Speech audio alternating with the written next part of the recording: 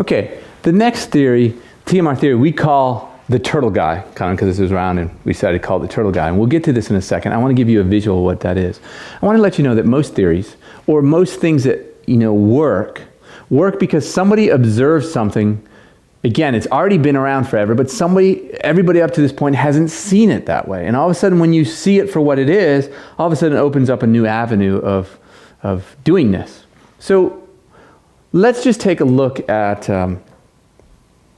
pain relief out in the woods. So for example, if you have a deer out in the woods and it sprains its back right leg, how does it walk around from there?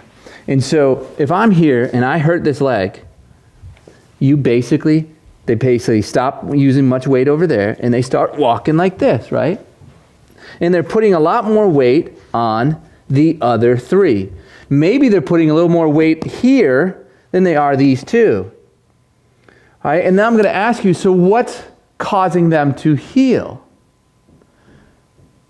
And typically our response, because we've been culturally ingrained in this, is we'll say, not using this leg.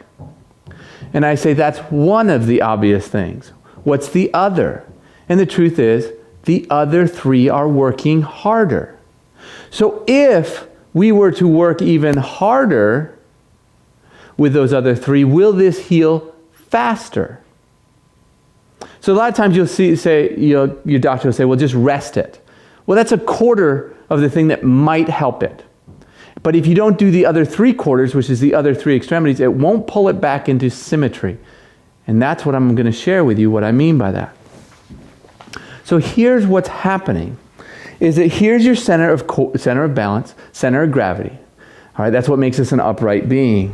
When you sprain this leg or this ankle, would you not agree that this is getting pulled? Aren't these muscles pulling that way? So it's pulling it that way. So how can we bring that pull, if this is pulling, so all this tissue basically is being pulled in that direction, how might we pull it back into center?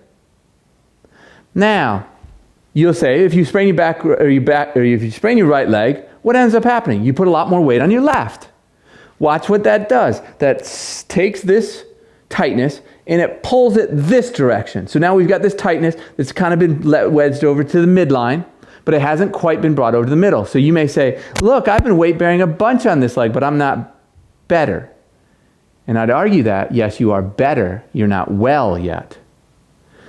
All right? So from here, how can I bring it back to center? You can use your arms or your upper body to bring it back. That's one way. The other way is, you're being pulled this way. Some of you have already experienced that your legs got better by doing a shoulder. The reason is because, again, pulling this direction, that way, how will I pull it back? Well, use this arm, which will pull it back, right? Another means that you could do it is this is here. Maybe I use this arm a lot. It pulls it up to here. Doesn't pull it in the center yet. And then I use these extremities a lot. That pulls it here.